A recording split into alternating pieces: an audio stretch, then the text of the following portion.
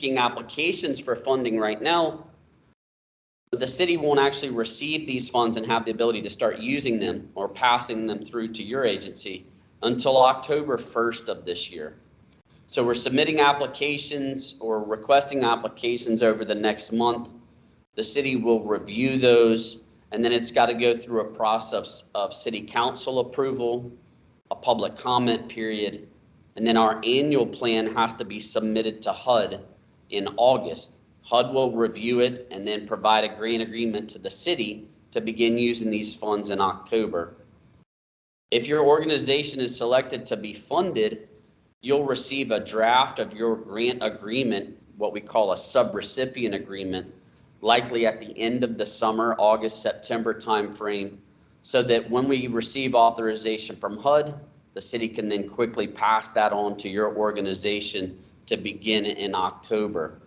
So just be mindful as you're requesting funds and preparing the application that this is still, roughly 6 months out before we can start funding your programs or your projects. Also, these funds are provided on a reimbursement basis.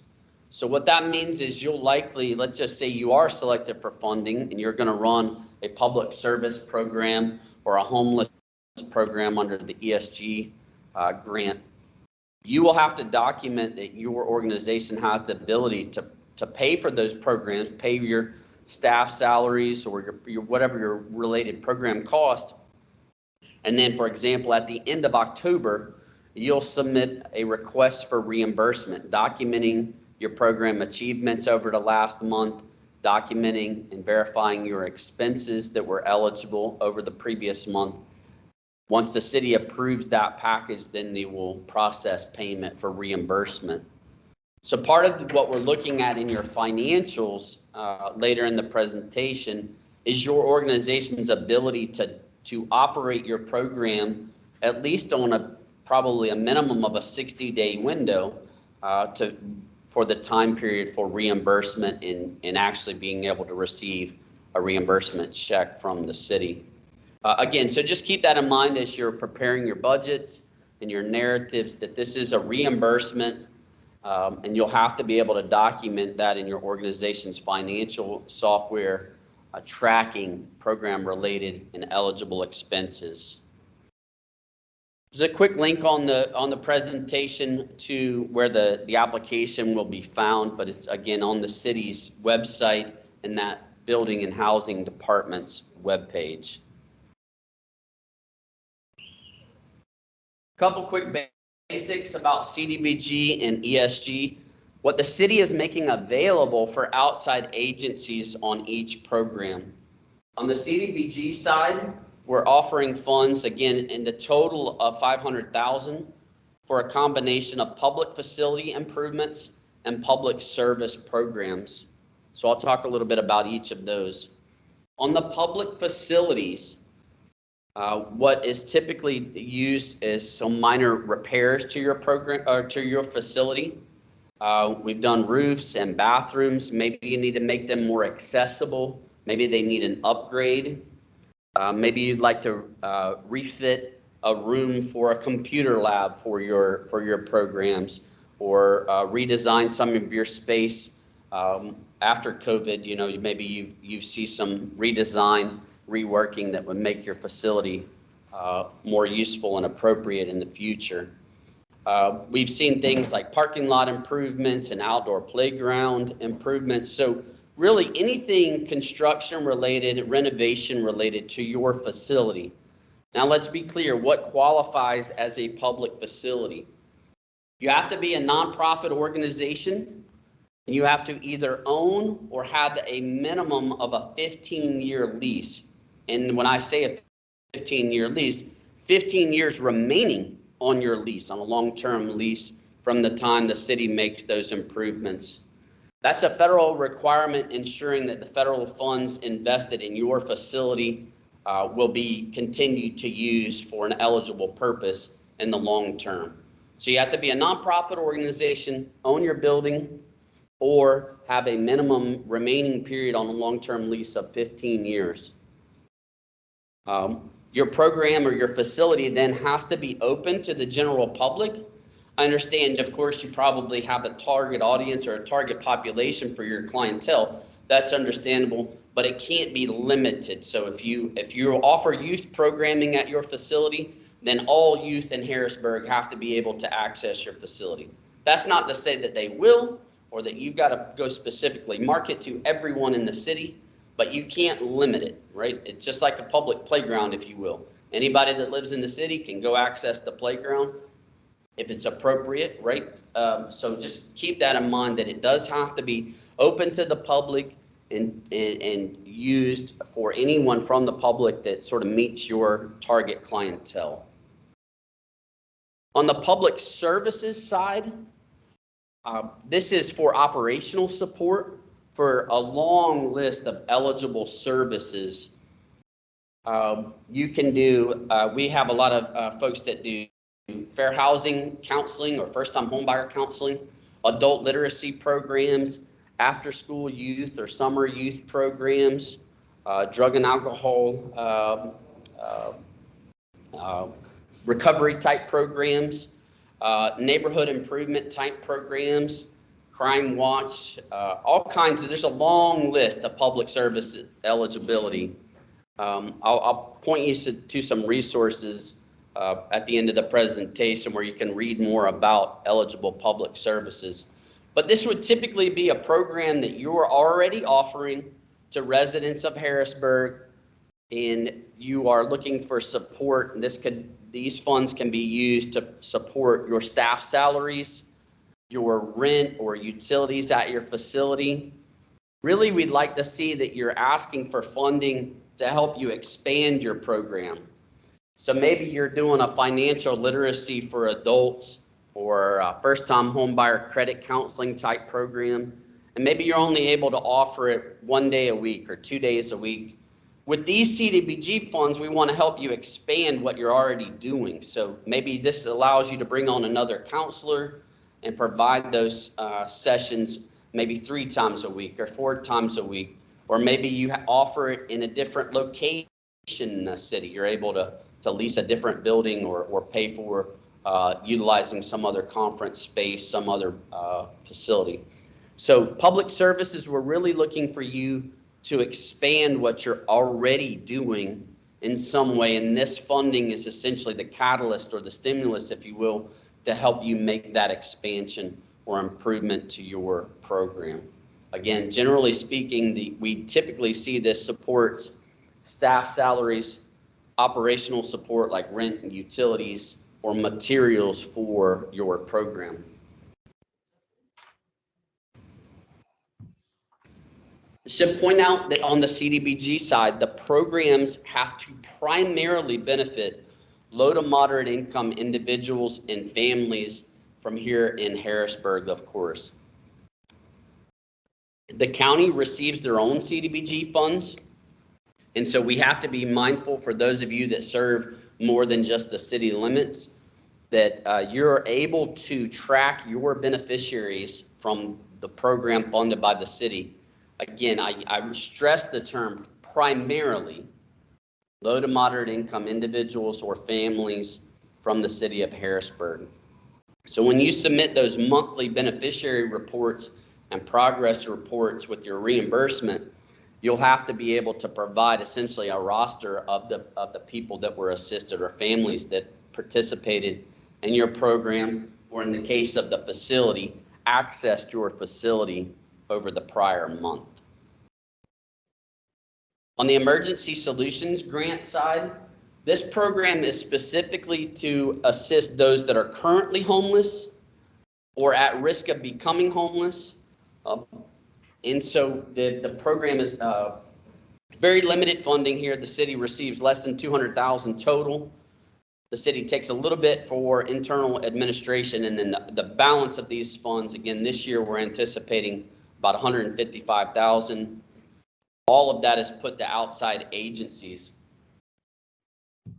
The eligible programs are street outreach. So that is literally going into the streets here in Harrisburg, providing services to those that are literally homeless, sleeping on the street, trying to connect them with services or get them housed in one form or another. Emergency shelter, so operating an emergency homeless shelter here in the city, of course, that could be year-round shelter, or it could be an emergency winter shelter, either way.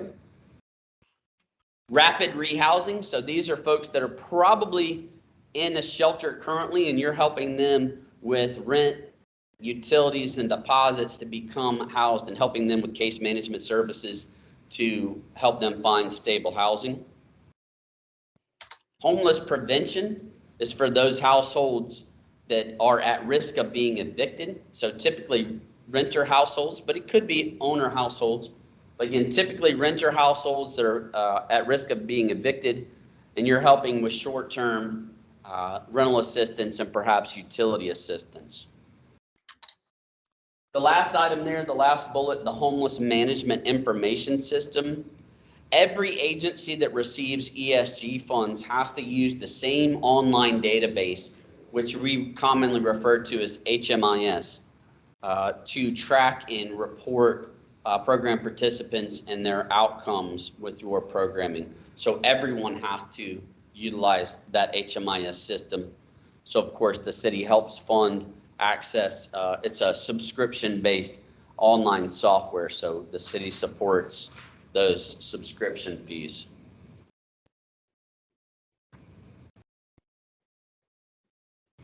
So here's just some overall high-level program guidelines, and then we'll dive into the application itself.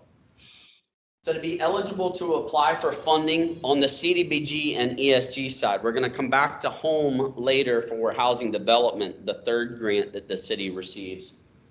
But you have to be a public agency or a private nonprofit entity. You must be in good standing with both the state, the city, and the federal government. And I want to take this time to point out, to confirm, the city has to confirm you're in good standing with all of those organizations. So of course the city is going to check the city's records to make sure that there's not any lawsuits between your organization and the city. There's no back taxes, there's no penalties, there's no debarment from or previous agreements or contracts that have gone foul where you've been prohibited from participating. Hopefully that doesn't apply to anybody. We're going to check with the Secretary of State for the state of Pennsylvania to make sure your organization is properly registered and in good standing with the Secretary of State. That's probably pretty simple as well. But the other one that we really must check, because these are federal funds, is your good standing with the federal government. Now this is not to imply that anybody is not, but this is a process that we have to document that we checked. Here's how this is checked. Every organization must be registered with sam.gov, sam.gov. If your organization is not currently registered on sam.gov, you must get registered before we can sign an agreement. We want to see that registration as part of your application, but that we won't penalize you if you're not currently registered, but you won't be able to sign an agreement until you are registered with sam.gov. For those of you that have registered with sam.gov, make sure your registration is current. It typically expires every couple of years. You want to make sure that you are current. And you have to be current. Again, these funds will be available starting October 1st. So your contract or your agreement with the city will be from October 1st of this year through September 30th of next year. So you got to make sure your registration is good at a minimum through September 30th of 2024. Some of you may have a renewal during that period. The city will be notified and have to double check that you've maintained that. Just a quick reminder for those of you that maybe are not familiar with sam.gov. It is an absolutely free service. It's free to register, it's free to renew, but for whatever reason, when you sign up, you're going to get all kinds of spam email and phone calls from companies trying to offer their assistance with you setting this up. It is not difficult. It's tedious, but it's not difficult. You do not need to pay someone to help you with that registration. It is fairly simple. It does take a multi-step identification process and confirmation process. So just don't wait till the last minute. If you're not registered on SAM.gov, get registered. And moving forward, SAM.gov will provide or assign your organization a new identifier number. It's called the Unique Entity ID, UEI. So we're going away from the old DUNS numbers, and we're using this UEI. You get that UEI by being registered on SAM.gov. So to confirm your good standing with the federal government, when you submit your application, we're going to ask you to log on to SAM.gov to your organization's page, and where there's basic details of your organization, like where you are and your executive director, your contact information, there will be a statement that says no active exclusions. That effectively means you've not been debarred from federal programming with any federal agency. And we just want a printout or a screenshot from that page. Your organization, City of Harrisburg, no active exclusions.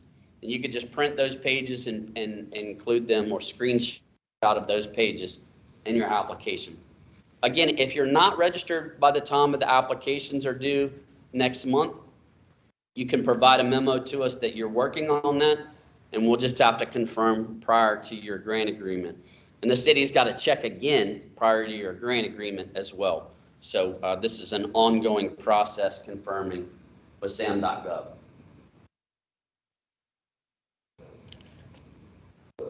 We have a question in the room. Just 1 second, please. Go ahead, sir. Yeah, I'm just looking at the required document checklist. At the very bottom says certificate of attendance for application workshop, May 16th and May 17th. That appears to be accurate. We'll check that. The question in the room was about the application checklist, and I'll be bringing that up momentarily. The dates and the final item of the application checklist for your certificate of attendance of one of these 4 workshops is out of date. We'll correct that. Of course, there's 2 workshops today, 2 tomorrow. Every organization needed to have at least 1 person attend one of those meetings. And I'll take a side note here. All 4 of these meetings are going to be exactly the same. I may say something slightly different, but it's the same presentation, so you need not attend 4 times. But we'll correct those dates. Thank you, sir. So the minimum request on either CDBG or ESG for any of the eligible programs or the public facilities and the CDBG side, the minimum request is $20,000.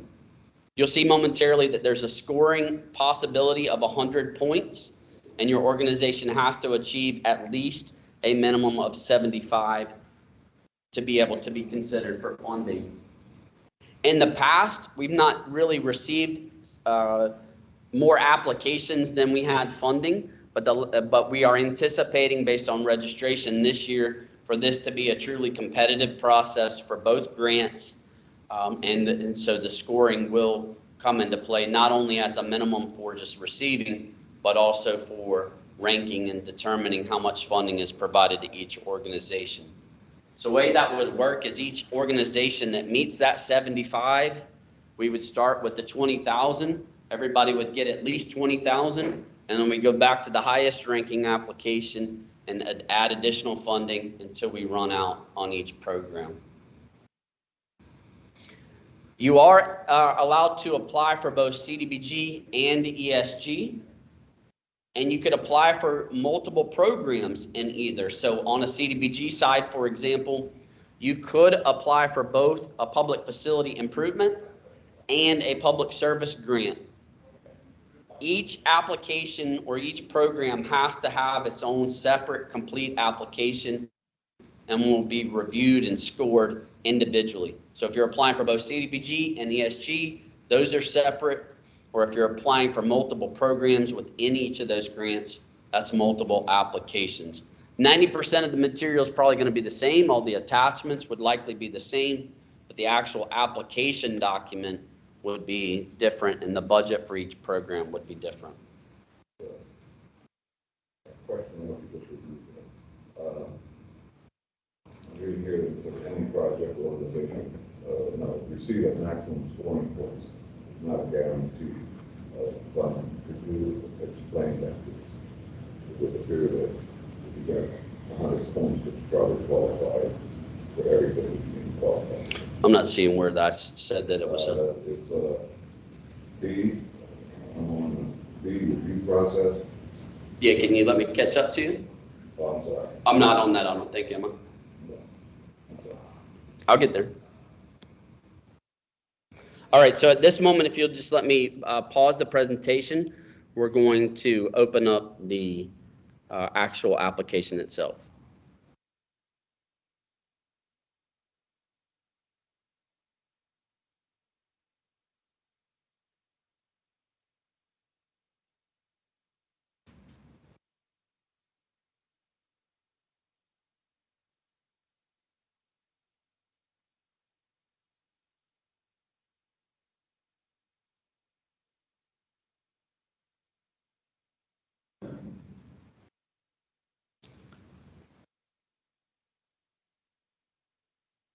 Okay, so the application itself will be a PDF file, will be, again, available online. It'll be a fillable PDF, and I'm just going to go through each page here. Won't necessarily read every single page for you, but we've got the application instructions, the workshop reminders, and then the due dates for the application. Okay, so I want to highlight this here. Applications are due no later than 5 p.m. Eastern on Friday, May 12th. No late applications will be accepted, and you'll be submitting those, and I'll go through the submission requirements, if you will, momentarily.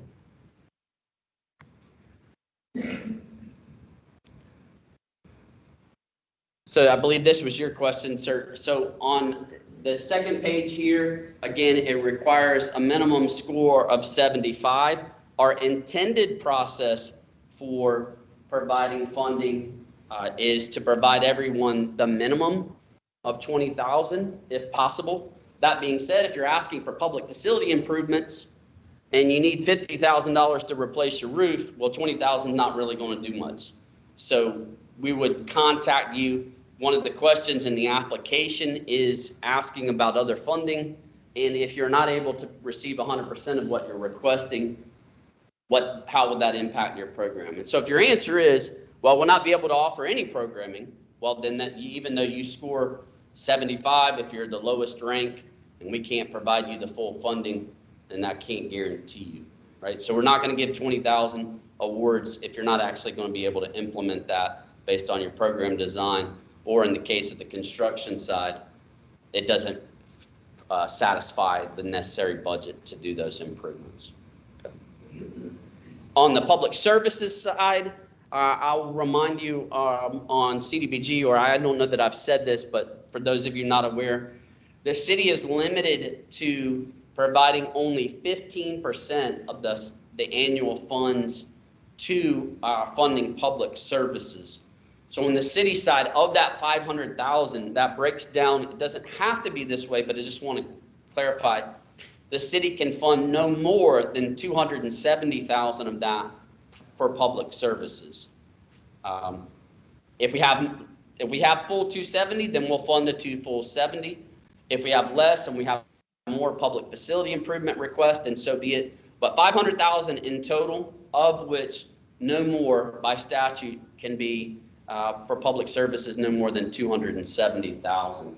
So that may impact public service applications if we do wind up being competitive this year. Is there a question in the chat? I saw a hand up. Okay. Just a reminder, if you're on the Teams, I see somebody raise their hand. It'll be helpful for us just because of the audio in the room. If you'll just type your question in the chat, or hold your question to the end, and we'll try to turn on audio for you guys to vocalize your question at the end. Thank you. I'll be sharing with you momentarily the scoring rubric or the scoring guide for the applications, but you can see here how the score breaks down.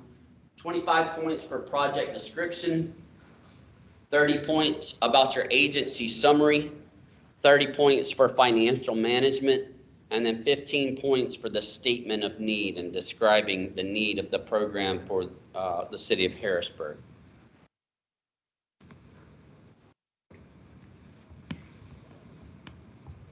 Here's the required document checklist. I realize this is kind of small print on our screen here in the room. Again, everybody will have access to this online.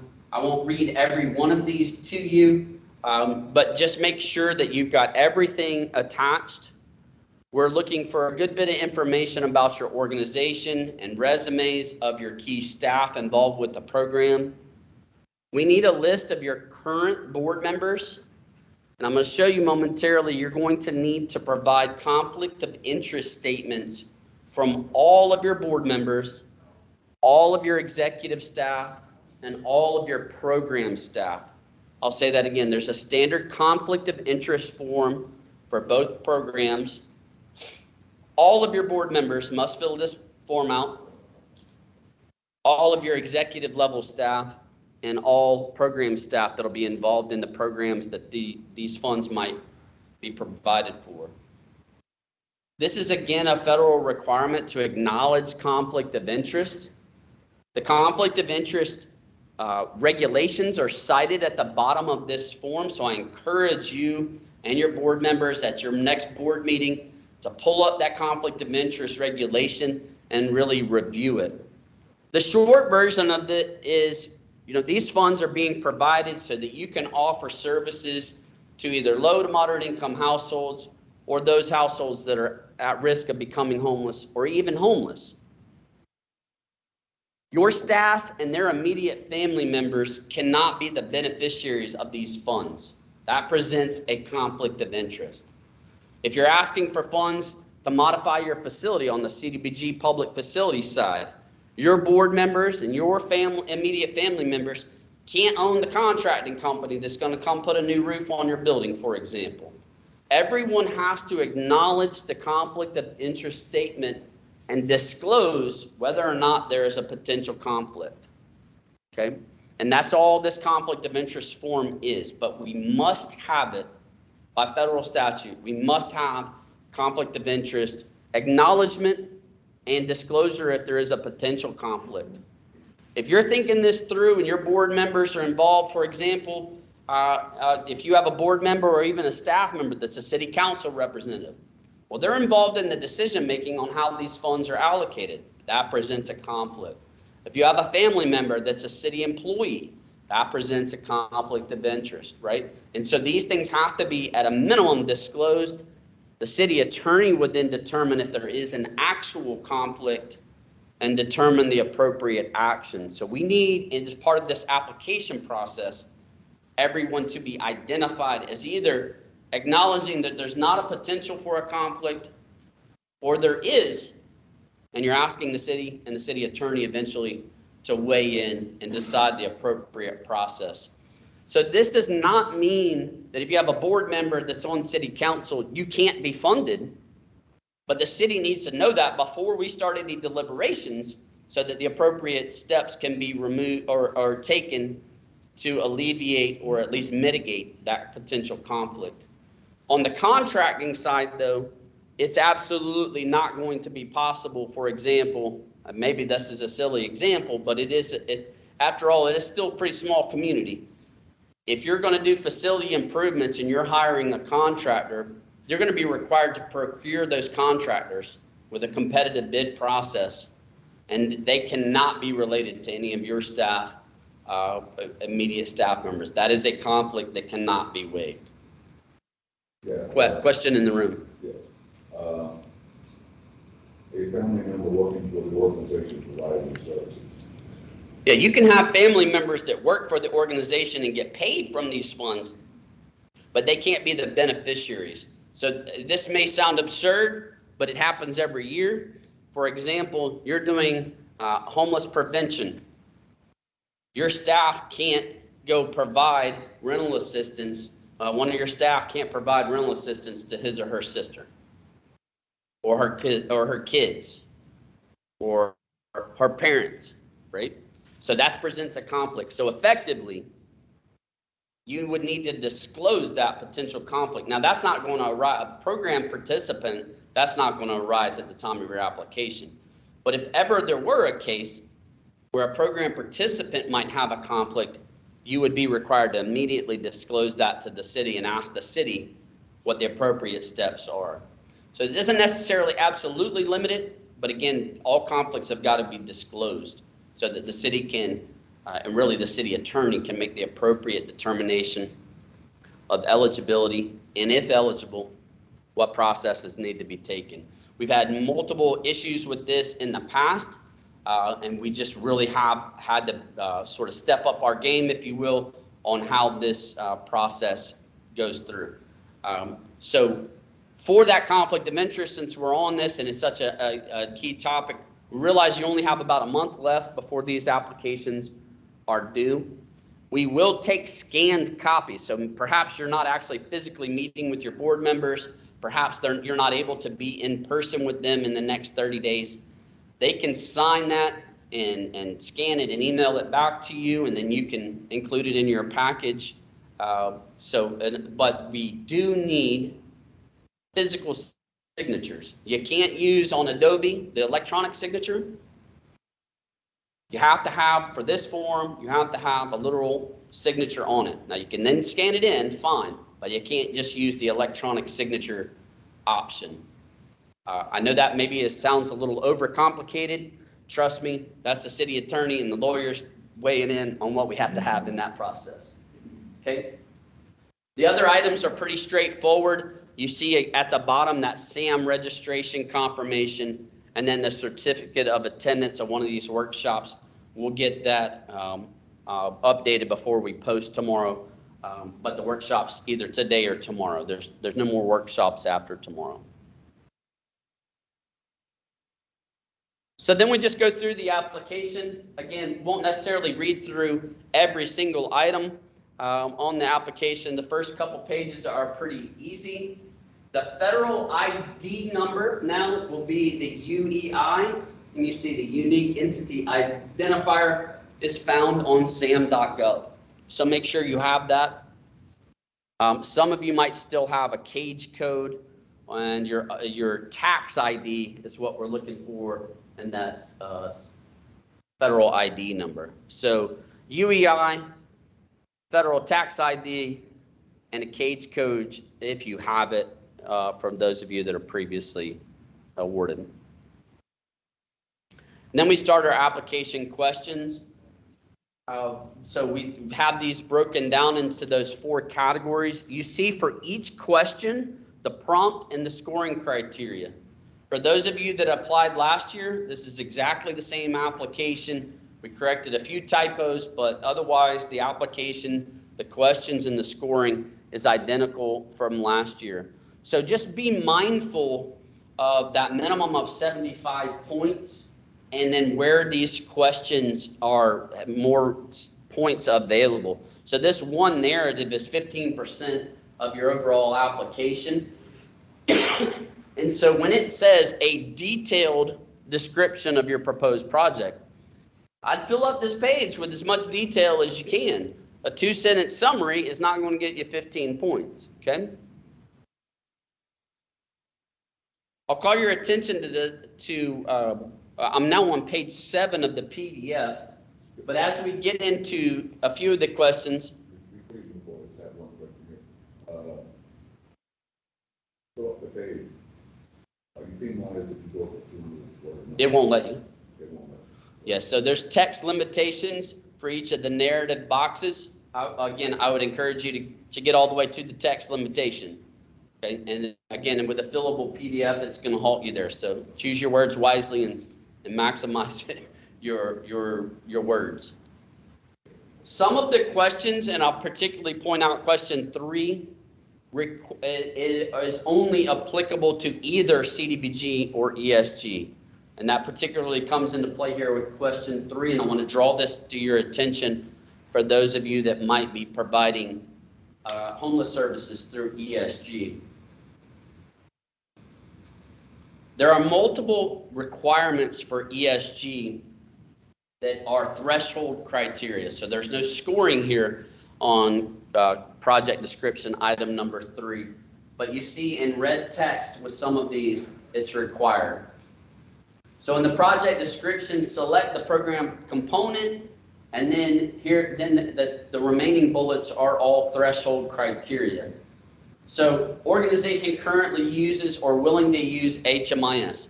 It's a requirement. So you have to answer yes, or you need not apply. Okay.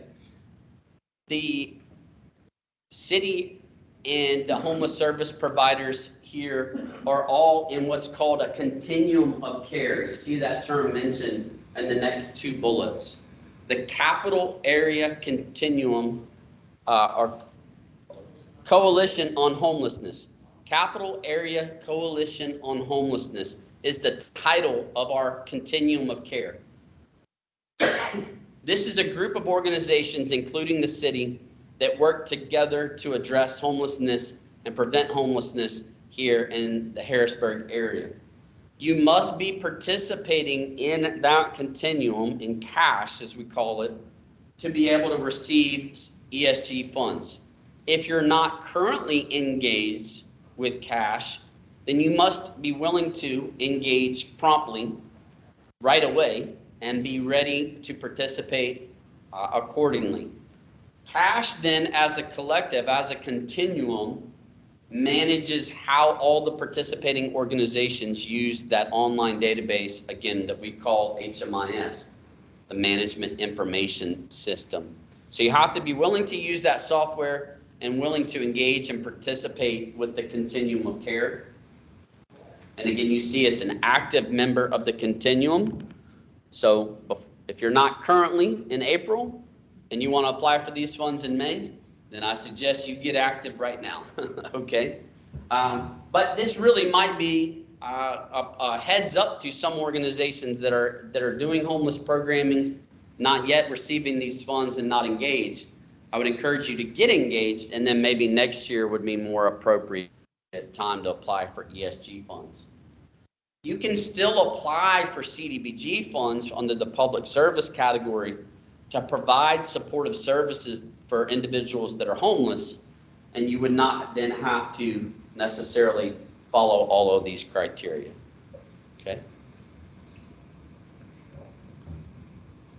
Question 4 then begins a couple questions, CDBG applicants only. So just skip those that need not apply or are not applicable for the different program you're applying for.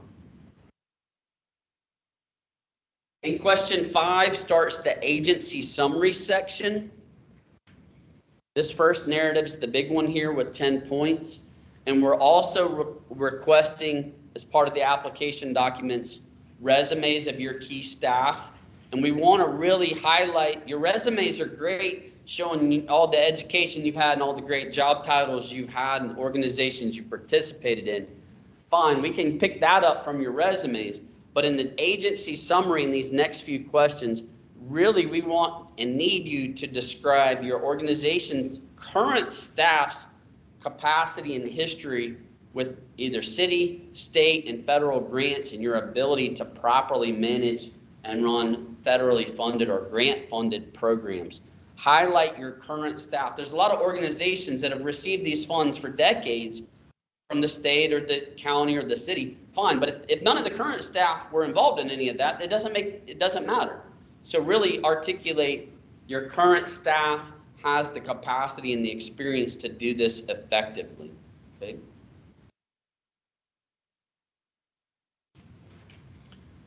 On the next page, we're asking you multiple questions related to your prior experience with grant-funded programs, again, from the state, from the city, from the county, and just any relevant experience you want to highlight to achieve those points.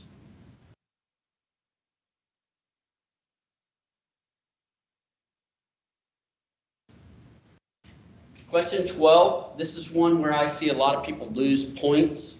Provide a detailed project management plan. Well, this is different than a description of your program. How will this program be managed? Remember, it's a reimbursement grant. It has specific clientele that have to be served, specific reporting requirements for the city. Provide how you have internal controls is really the key word from federal government standpoint. Do you have checks and balances? Program staff is doing something. You've got executive staff, you've got financial staff, or perhaps some of the smaller organizations, maybe you have what I often hear is an active board. Maybe you don't have a CFO, but you've got a treasurer that's a board member that helps with bookkeeping. Maybe you contract out for a bookkeeper or CPA. Fine, explain all of those controls. Just saying that there's two people involved, you're both related and you run everything, and your brother or your mother's on the board, that doesn't sound like a real good solid management plan for a federally funded program, right? So make sure you're articulating those internal controls, checks and balances, if you will. These are federal funds. We have to really take them serious, and we need you to articulate that. Financial management. There are multiple questions here that are worth incremental points each. I want to point out for those of you that have never received these funds, I encourage you, before you accept these funds, to look at the federal requirements. They're the same for all federal grants, HUD, from the city, from the county, from the state, all different other programs. The federal regulations for federal financial management can be found at 2 CFR 200. If you've never heard that term, you need to Google it and start reading. 2 CFR 200. You have got to be able to describe your organization's ability to track these funds, how they will be used. Now, granted, you're using them on a reimbursement basis.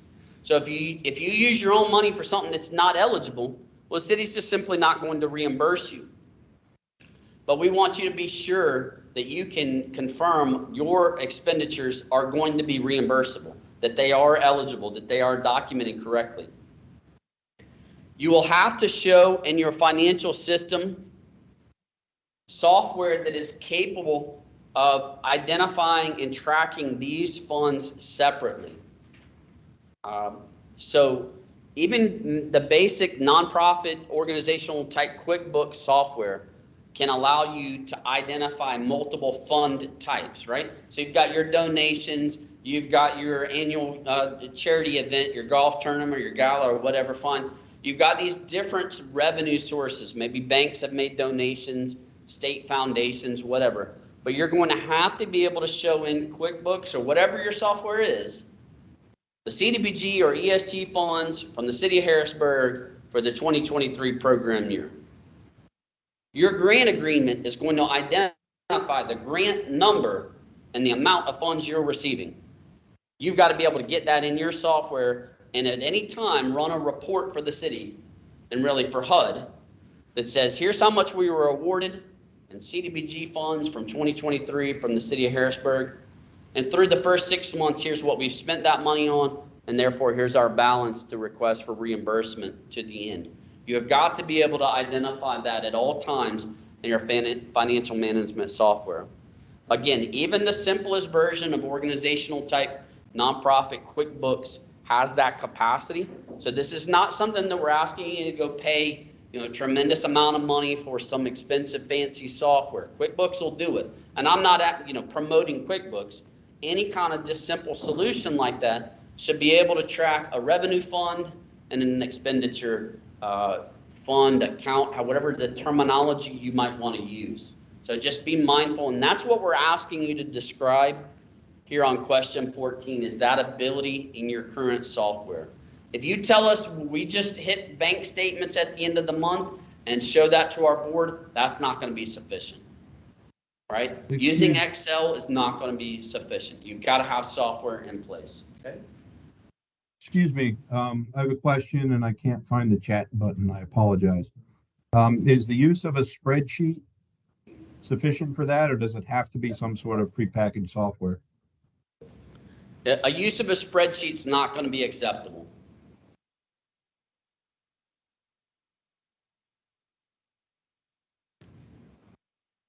You have to be able to have a chart of accounts and a financial management software. A few more questions on financial management related to your experience managing these funds. Question 16, do you or do you not have the equivalent of some sort of financial director? Whether you call it a CFO, you don't necessarily have to call it that staff person, but do you have a paid staffer that is sole responsibility or primary responsibility to oversee the financials for the organization? And then I'll call your attention to question 17, the matching funds. And I'm going to zoom in so it's maybe a little clearer on the screen.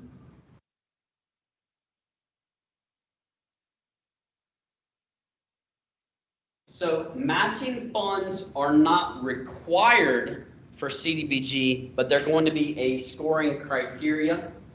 On ESG, by federal requirements, you must match 100%. So what does that mean? On the ESG side, if you ask for the $20,000 for homeless outreach or street outreach, then you've got to show and be able to, again, in that software system, show where your organization has another matching source of funds for an additional $20,000. So now my program budget would be $40,000, and I can track that in my financial software package as well. So ESG requires a 100% cash match. And what that's going to look like is after the first month, when you submit a request for reimbursement, you're going to show your organization's full program related expenses. And on the ESG side, effectively, you get reimbursed for half of that each time. So you pay half and the ESG pays half all the way through until you expire the balance of the program funding. On the CDBG side, it is only a scoring criteria. So no CDBG or CDBG does not require any match, not even any percentage. But the more match you received or can dedicate, you will receive more scoring or more points here. You can see on question 17 how that works. Similarly, on ESG or as to ESG, if you say in your application that you're going to provide matching funds for the CDBG application, then you will have to provide as part of the application proof of that match. Where's it coming from? We're going to ask you to have a board resolution that confirms you're going to make that match so that the board is aware. We sign up for these city funds, we've got to provide match from some other source. And then likewise on CDBG, as you request reimbursement moving through your program, based on the match that you committed, you will receive the pro rata proportional reimbursement from the CDBG program compared to your matching funds.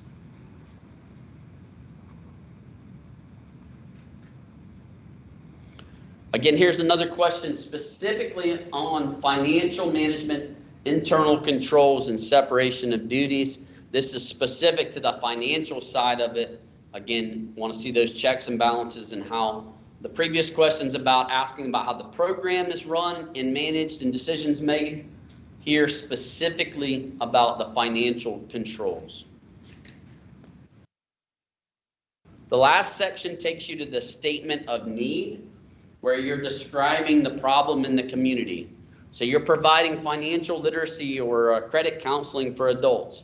We want some statistics about why does your organization think this is a problem or a need for the residents of Harrisburg? Again, the low to moderate income individuals or households here in Harrisburg.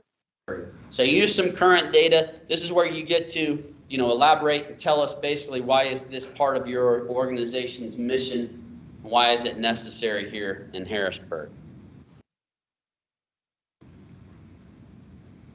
Based on the city's priorities, question 20 and 21 provide some scoring based on your target population or your primary clientele.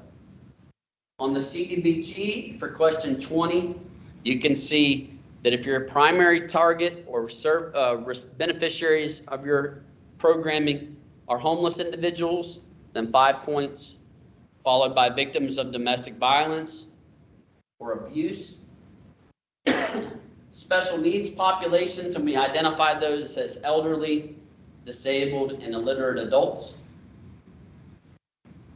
And then finally, low to moderate income population. Your program on CDBG has to primarily serve one of these groups. So if you're looking at it going, well, we don't meet any of those, that would not be an eligible program. On the ESG side, the statement of need, question 21, this project provides mental health or substance abuse services, is the top rank, if you will, followed by elderly, disabled, or special needs, fleeing domestic violence, at risk of homeless or homeless youth, and other eligible target population would not receive any points. So similar mirroring there from CDBG and ESG.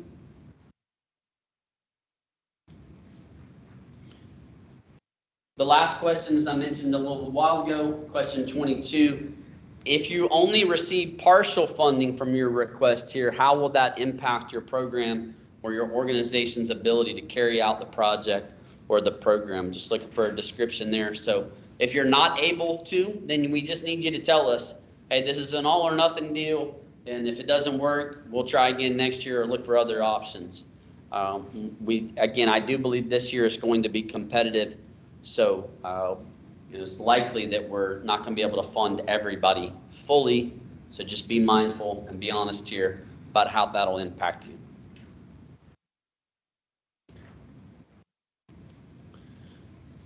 While I'm here, I want to go ahead and show you the resolution. This template is in the PDF of the application packet.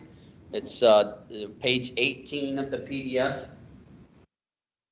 This is a resolution that your board needs to authorize prior to your application submission, authorizing you to submit a request for these funds. Now, the reason we do this is because we want you to go back to your board and stress the significance, if you will, the importance of being able to properly administer both the funding from the city, but also in compliance with the federal standards. So this is authorizing your director to submit the application. So you'll just copy and paste this in to your organizational letterhead and have it executed. Page 19 is that conflict of interest form. So you're going to submit to us a list of your board members, your key staff, your executive staff, etc. All of them need to complete this form, the conflict of interest form. There's no modifying this form. This one is already with the city logo, etc. So you're going to sign literally this form. And then finally, the budget worksheet. It's pretty straightforward, but I just want to point out for a couple little items that kind of mess people up, if you will. So on the left-hand side, you're going to provide a description of your work. So simple example here on a CDBG public service, you're going to request funds for staff salaries, for rent of your facility, and utilities, electric and water bill. Okay, so each of those items would be a separate line item on the left-hand side in the description of work.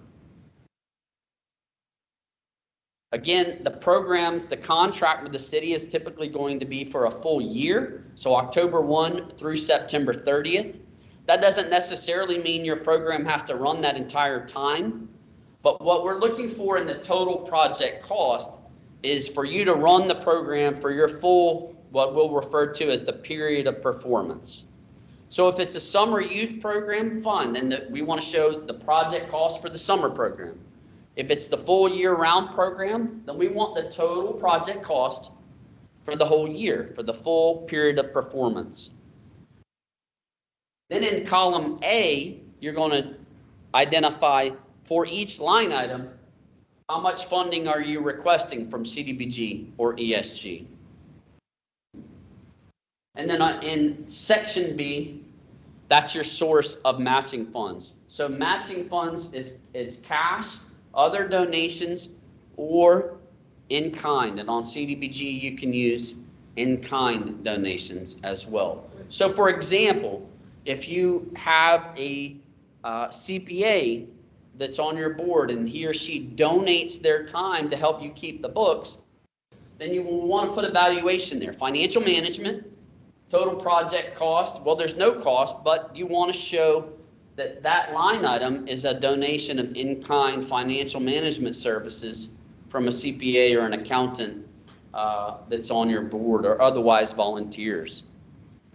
Okay, if you have volunteers that come in and help you run the soup kitchen or help you run the youth program, you want to put that in there. So there might not be a line item cost for that, but in the grand total of running your program, it can be considered match. So you don't have to have match for staff salaries specifically, but you have to have match for the program. So if the program budget is $20,000 on ESG, you got to come with a $20,000 cash match. On CDBG, no match is required, and it can come in the form of cash, other donations of materials, supplies, or in-kind, volunteer label. And so you want to make sure you get all of that articulated and show the true cost of running your program for the full period of performance, and how all of the sources of, all of the expenses plus all of the sources of funds to provide for it. Question in the room? Yeah, question, let's just use your in-kind. If you get an in-kind service and the cost of that in-kind service is $1,000, would you want that put into the program cost and then identify it at the end as in-kind? Right. That way you do it? Yep. So again, some of your line item descriptions of work on the left-hand side may have a project cost in if you're getting donated time and materials, then federal government has a process for donated labor, whether it's skilled labor or CPA, right? So if it's just in-kind or volunteer time, you need to use the volunteer hourly rate and identify that as in-kind volunteer labor. Okay, and then under A there, funds requested will be zero, right? Right, you would not, right. So if you have some services that are totally donated via in-kind volunteers, then there would be no project cost to that line item. Right, but it would show. But the grand total would show, here's our project cost. We're not requesting any CDBG money, and some of these services are being donated in kind, so it's a wash. But it still had a value, right? You need to show the value. At this point, I'll pause. Do we have any questions in the chat, or anybody that would like to come off mute?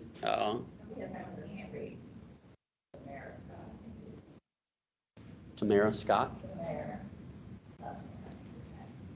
Samara Yes, Scott, yes, I forgive do me for my have screen, a I can't question. really see everybody. So if you'd like to come off mute, Yep, I'm off can I mute. ask Can a you hear me question? now? go ahead. Okay, so just a quick question, do you have, so as far as insurance, is that a requirement? Everyone has to have the business insurance, and are there limits?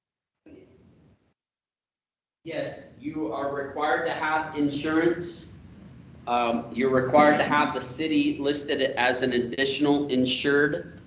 So for the point of your application and the application checklist, you will simply provide a certificate of insurance with your application.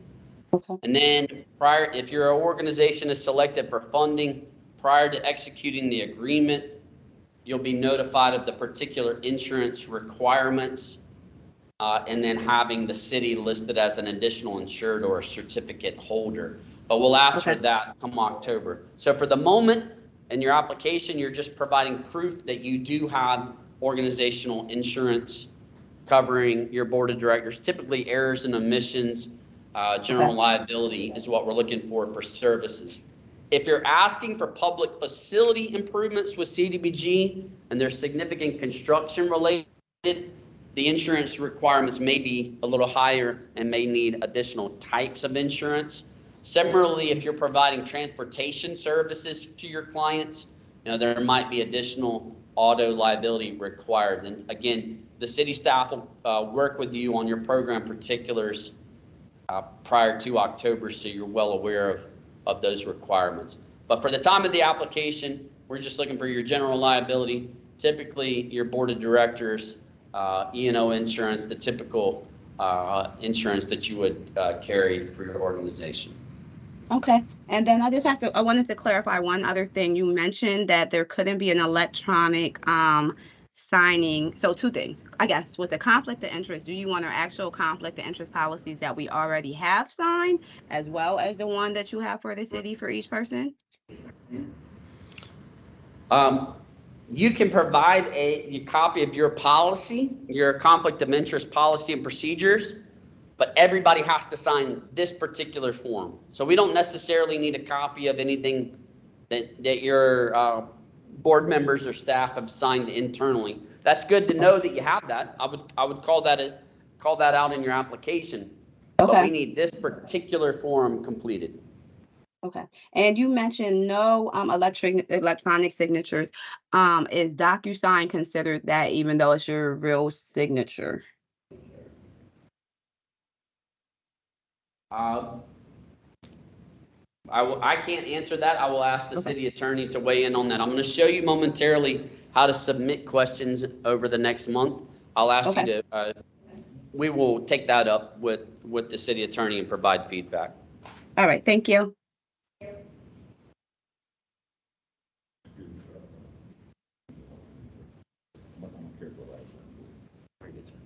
Yes, sir.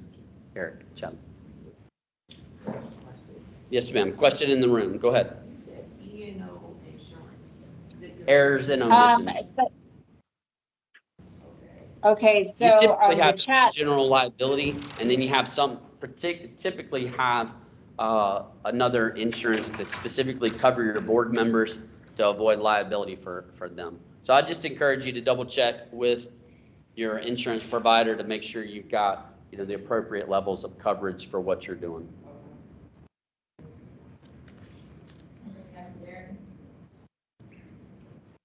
Jerry, online, you want to come off mute? Thank you. The chat section was grayed out. I'm not sure, we can't type a question in the chat. My question is, if we represent multiple organizations, do we have to take this class 2 different times? No, and just make sure that Denise and city staff are aware that you're representing multiple organizations. Okay, thank you.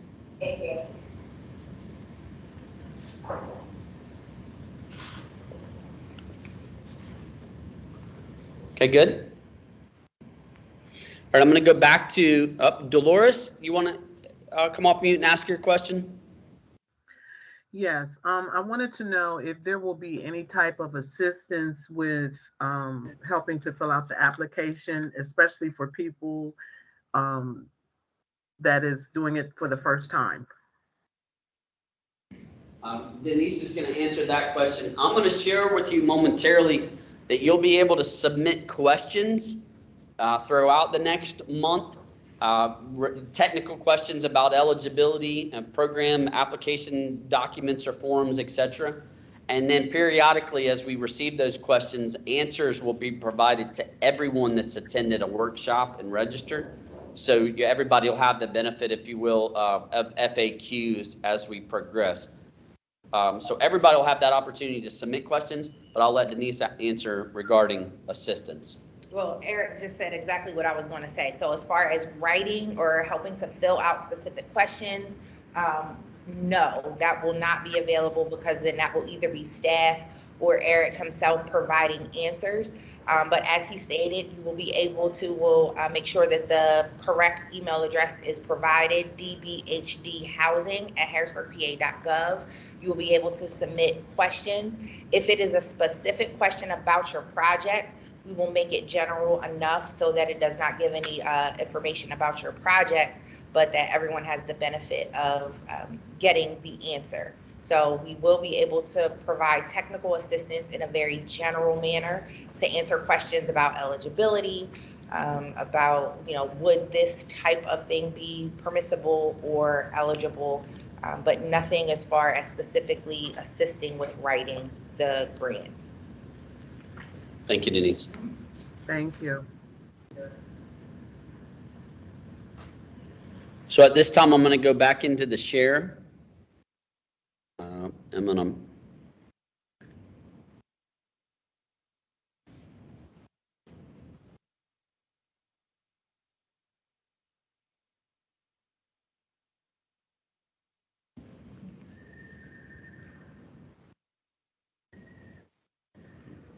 not seeing my PowerPoint.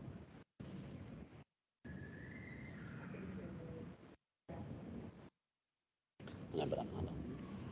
1 second, sir. Forgive me.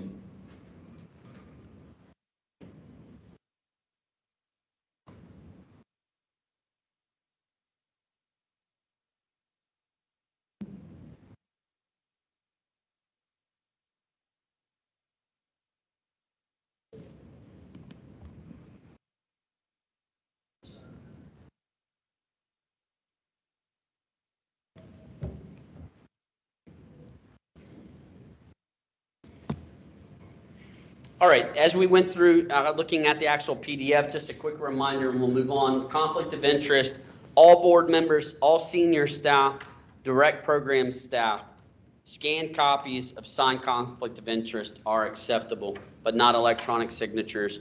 We will confirm with the city attorney regarding DocuSign or equivalent software like that. You need to have the board resolution that I shared, the template. You just want to copy and paste that into your letterhead. I will point out that one thing that you will add, if applicable, to that resolution is also your matching funds. So on CDBG, again, if it's not required, but if you intend to provide match to receive those scoring, then you want that in your resolution. If it's ESG, then you want to add a statement or two regarding that 100% cash match requirement on ESG. So add that to your resolution if applicable. Again, here's those matching funds details. The application checklist, just quickly here in the presentation. This is the same one in the last page of the PDF that we looked at.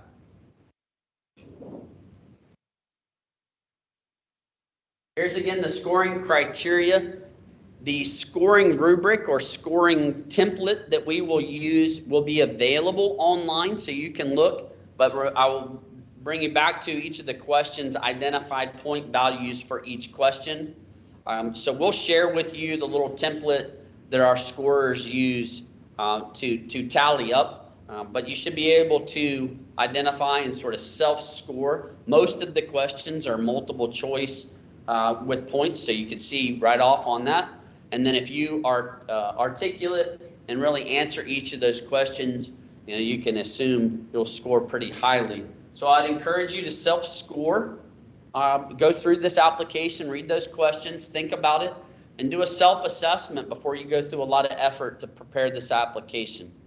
If you're not quite ready to apply, just know that these same requirements are generally going to be what's on the application next year. These federal requirements don't change. The questions might change, the template might change a little bit, but overall, this level of requirement is not going to change. And so I encourage you, again, if you're not quite ready to apply, no harm there, totally understand, but use this as sort of a benchmark for improvements and be ready about this time next year. You can see from the presentation with the typo that we did the workshops in May of last year. We're trying to get a little bit ahead of ourselves, give us a little more time to meet with council. They have an abbreviated schedule in the summer, so we're just sort of open this up a little earlier to give us a little more flexibility in the scoring to get to council. But next spring, there's going to be another application process. and it's going to be really similar. So use this as a self-assessment, if nothing else, to get yourself in shape and your organization in shape for future applications. Just a quick summary here. Applications must be received by the department no later than 5 p.m. Friday, May 12th. No late applications accepted. One electronic copy of the entire application and attachments via email. Can't make it any simpler than that. So you'll scan it all in or merge it all in, send it multiple attachments, and you'll receive an acknowledgement. If your files are so big that you need to send multiple attachments or multiple emails rather, make it very clear in the subject line. Email 1 of 4, 2 of 4, 3 of 4, so that we're clear that we're receiving all of the emails that we're supposed to from you. Don't just send us, hey, sending multiple emails with attachments. We don't know when you stopped, right? So be real clear there. Can't be any simpler than that. Electronic signature or submission no later than 5 p.m. As Denise mentioned, here's the email address that you can submit questions from now till the due date.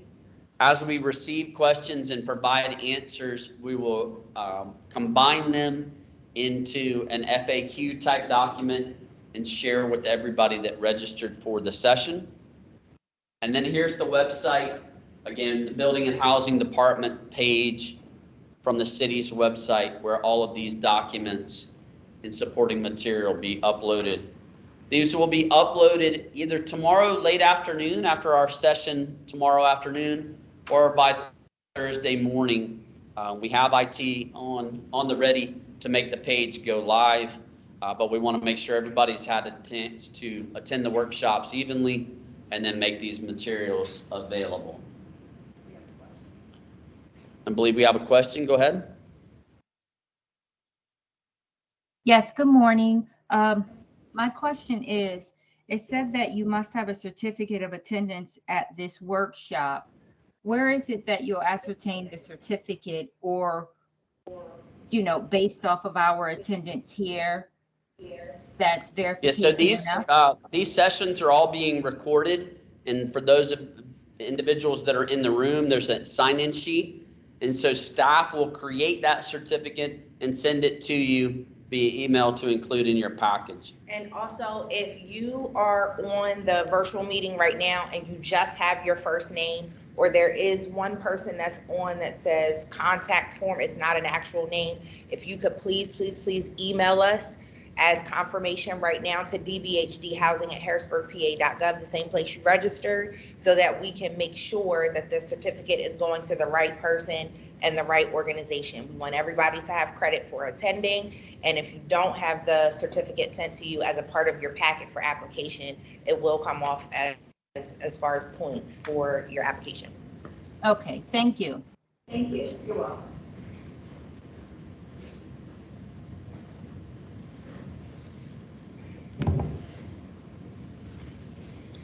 This concludes the portion of our presentation for the annual CDBG and ESG application cycle. I'll give everybody a few minutes here to take a pause.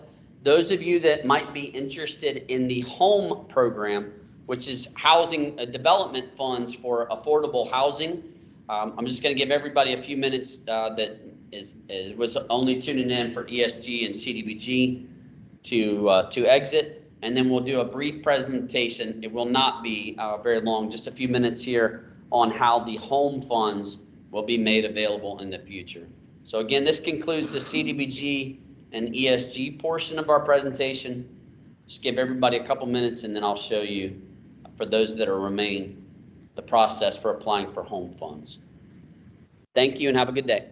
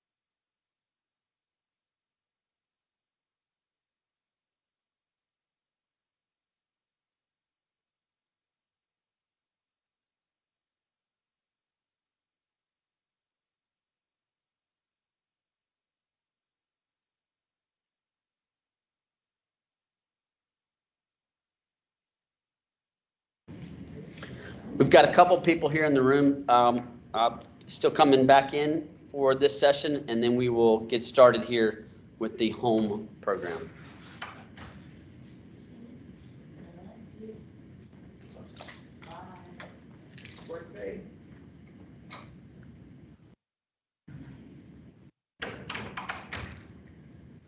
All right, good morning again. This is going to be a very brief presentation, discussion, if you will, on the home program, or the Home Investment Partnerships Program, as HUD calls it. The city receives these funds also annually through an allocation from HUD and as part of the annual federal budget. Currently, the city has or anticipates through this next allocation roughly $500,000 available for housing development. I want to be real clear here. This is not the department runs the housing rehab program, owner-occupied housing rehab program. That we're not talking about that. For this, we're talking about for-profit and nonprofit developers of affordable housing requesting funding to develop affordable rental or home ownership housing here in the city.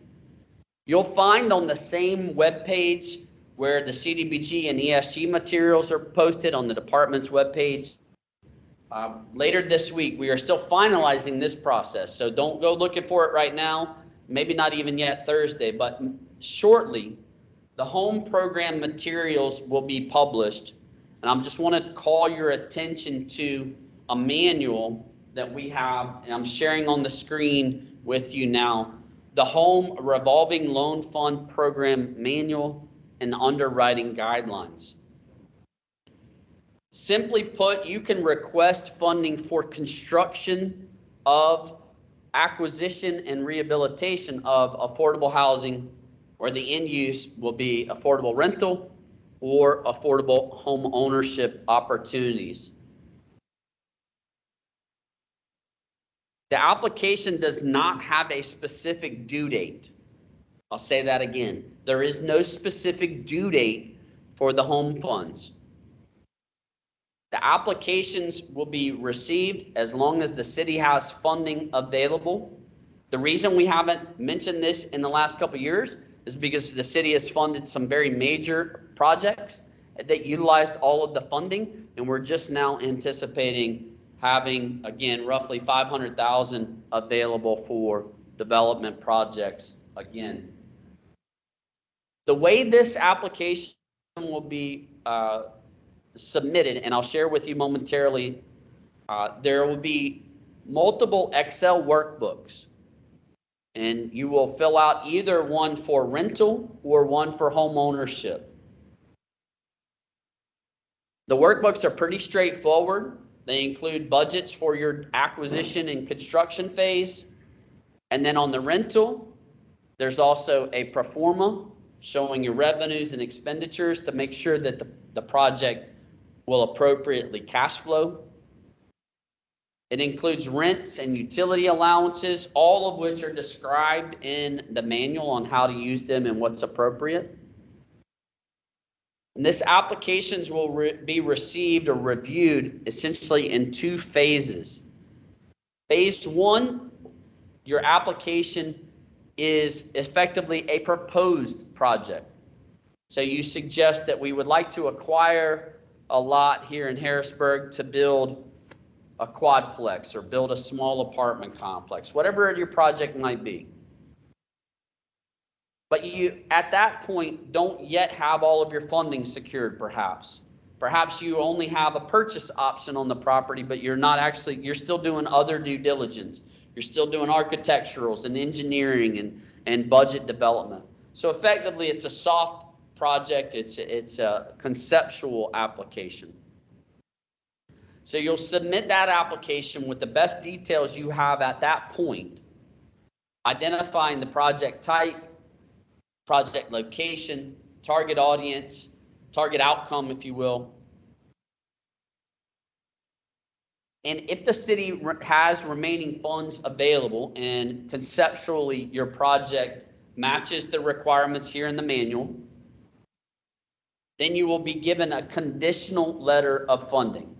What that should allow you to do, and this has been, our tax credit partners have really had to use this, you take that conditional commitment and you go to the bank to get your permanent, your construction financing, your permanent financing. You go to the variety of state programs that are available right now to get your other funds. Maybe you go to the Federal Home Loan Bank, other foundations, whatever it might be, to get your other sources of funds. Maybe you're working on getting a lot donated from a church or a benefactor for your organization, whatever it might be. And then you take that conditional letter and you then go, you have 6 months to go secure everything. So then you come back with basically that same application, that same Excel workbook, but now it's all finalized. I definitely have the property under contract. I've done my due diligence. I've already closed on the property. I've got final architecturals. I've got engineering completed. Now I have good budgets for construction.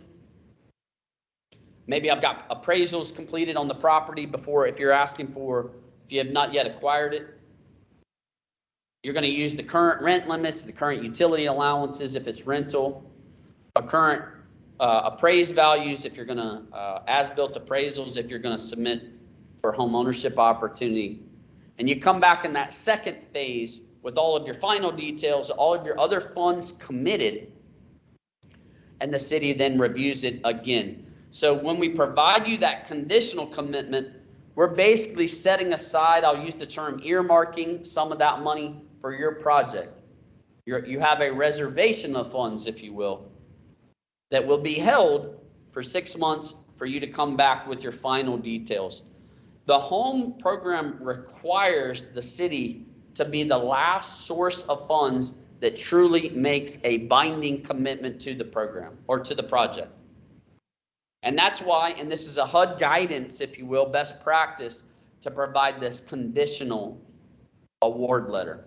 The city will use for that conditional award letter the conditional commitment template that is available on HUD's website, the HUD Exchange, if you're interested in looking at like what that might look like. But this is based on federal guidelines for the home program.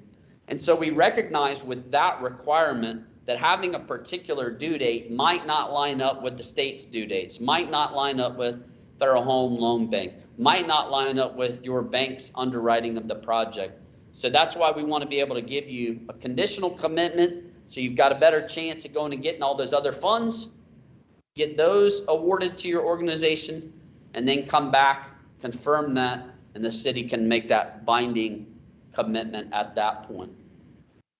The city is likely also to provide these funds released through construction, but typically developers are going to have their own construction line of credit that they can draw on as needed to pay contractors. And then you will work out, rather than a reimbursement schedule like on the other programs, you will likely work on release of funds through progress completion. So we're at acquisition, we're at frame up, where electric and plumbing is full in. And so as you receive various approvals from the permitting process and the inspection process, we will have a draw schedule appropriate for your project where you draw funds throughout that project. Just being mindful though, from a cash management on development, the city is not able to just write a check in a day. So typically developers are going to have a construction line of credit from a bank that you can draw on as you need to.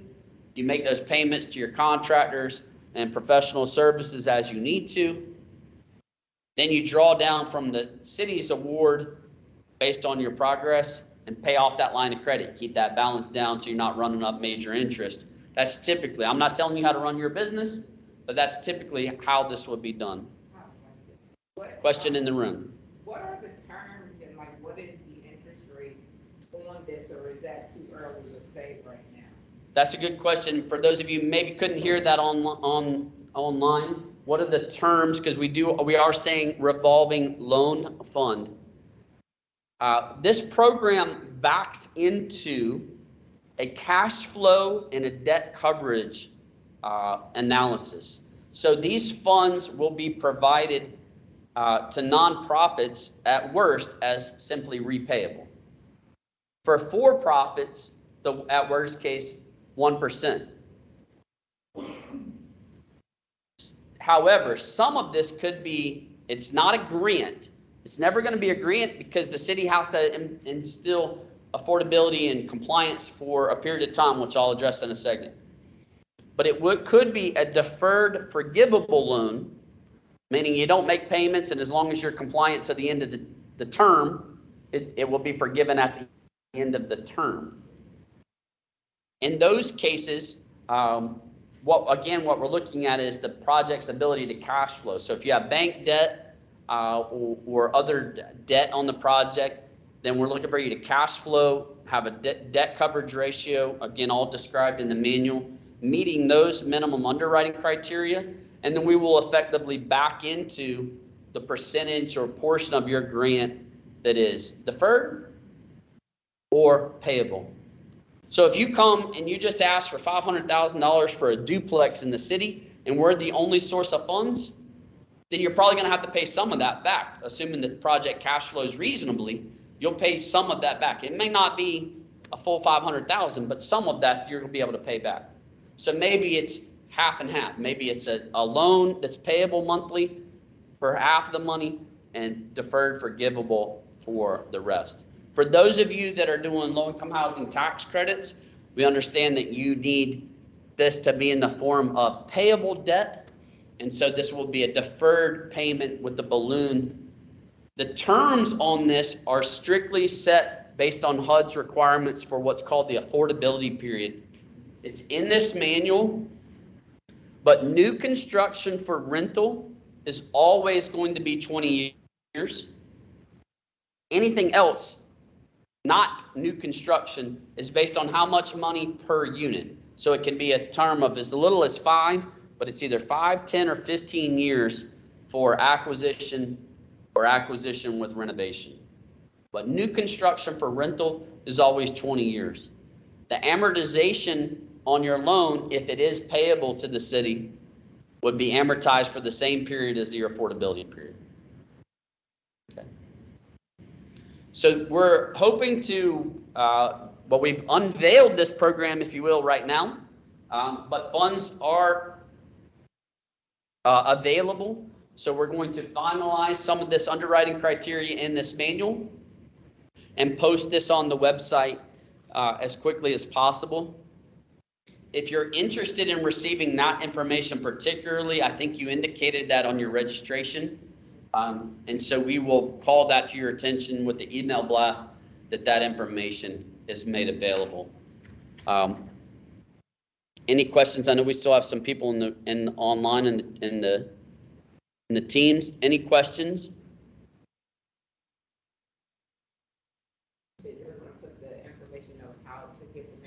Yeah, the manual will be on that same web page, the Building and Housing Department page from the city's website. So it'll all be there, the same with the ESG and CDBG, just not perhaps Thursday morning. Hopefully next week. Are there questions from teams?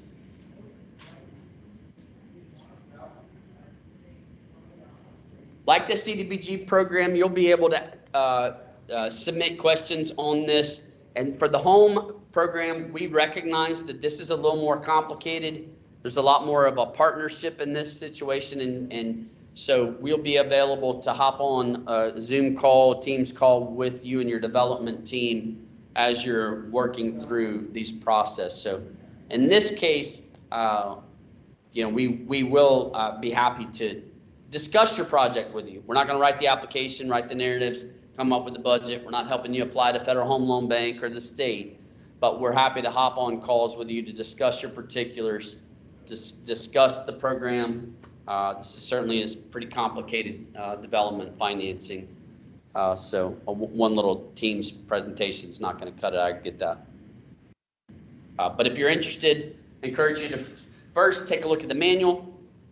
And then the Excel workbooks are pretty straightforward budget. You probably are using more sophisticated software for your development budgets and performas than our Excel, but this does it for our purposes here. If there's no questions, I've already gone 15 minutes over time. I started 10 minutes late, so I'm not too bad. But again, we thank you for your time. Just give another minute or so for anybody online for questions. Otherwise, thank you for attending.